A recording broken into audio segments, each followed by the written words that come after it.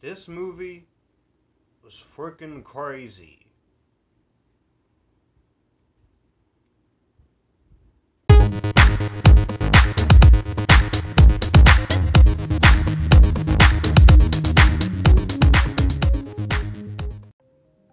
Barbarian tells the story of a young woman, and she discovers the rental home that she is booked in is already occupied by a stranger. Against her better judgment, she decides to spend the night, but soon discovers there's a lot more than fear than just unexpected house guests. I just said a plot synopsis, but the best way to go into this is to go into this knowing nothing. Don't watch a review of this before you see it. Don't watch the trailers. Don't look at the poster. I didn't even go in with a lot of expectations and a lot of trailer hype. I went in completely cold turkey. All I knew is that this was from one of the producers of It and one of the producers of The Ring and The Grudge.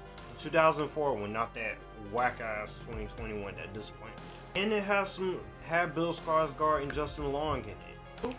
I gotta tell you, this was actually really good. I thought this is type of refreshing. It takes ideas that we've seen before, like with Hostel, people are afraid to travel, but except this is not Hostel. This is more like we're taking a rental room, making it scary and making it effective and making it very just bonkers, whack craziness. It is one of the more craziest movies I've seen all year, right next to Everything Everywhere All at Once. And I'm just gonna say right now, this year has been very refreshing for horror.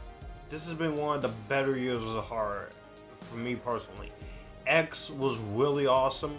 I really loved Scream 5. I'm in the minority. Some people didn't really care for it, and that's fine. Multiverse of Madness is a superhero horror movie, but it was awesome. So we've got The Black Phone, which I also want to talk about, as well as Orphan First Kill, but damn, what a year for horror. What a year for horror. With the exception of Morbius, which I don't want to talk about that. This has been a great year for horror. And like I said, going to this not expecting nothing, this is not going to be a very long review because I don't want to say anything, spoiler warning. I don't want to give nothing away. So this is going to be a very vague review. The direction in this movie by Zach Cregger is really good. I love the direction. He knows how to film a movie, knows how to shoot a movie. And this movie is tense. It is tense, it is on the edge of your seat. I was enjoying a lot of all the crazy ass shit that this movie has to throw at you. It really does a good job in this tension and suspension, and that's what I think every horror movie should do. You don't need a big $100 million budget or a $600 million budget, or you don't need a lot of blood and guts or boobs or something to make a good horror movie. Work with what you got, and for the low budget this movie has, it worked with what he got. And it just played out in ways that I gotta say, it was unpredictable. It was very unpredictable. I think the movie's gonna go in one direction, but they take a lot of liberties in making this unpredictable. And that is what I excel and I love about horror movies like this. They're willing to take the more side of this is not gonna be the way you think approach. Where we have so many usual horror movies that can end up being the same, been there and done that. It's nice to always have an original horror movie that's not a sequel, that's not a remake, that's not a reboot, that's not a continuation. Full-on original horror idea. It just takes creative risks, and that's what I like. Zach Cregger, he wrote and directed this, he knew what he was up to. Not that off. Also, this is a very well shot and a well lit movie. The tension in the cinematography and the way the movie uses its cinematography with visual flares, with the cameras and the editing, and even the music. all technical aspects aside, this is one of the best horror films of this year in terms of technicality wise. I was really enthralled on the edge of my seat. I loved a lot of what the movie does technical wise. The story is very simplistic. It's not trying to be some deep, thought-provoking message. It's not trying to be a horror movie that's talking about social commentary. It just wanted to be a very interesting horror film, and that's what I love about horror movies. It tries to be interesting. It has some great character development. The characters are very good, and it's a very simple premise. There's not a lot of characters, but the performances of all three actors, Bill Skarsgård, Pennywise, you got Georgina Campbell, she is great here. She is great here. She is very good in this movie. She was great. I liked her.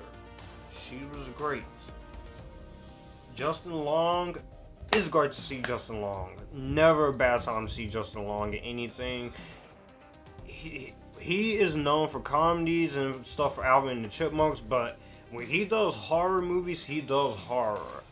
Drag Me to Hell, Jeepers Creepers, the first one.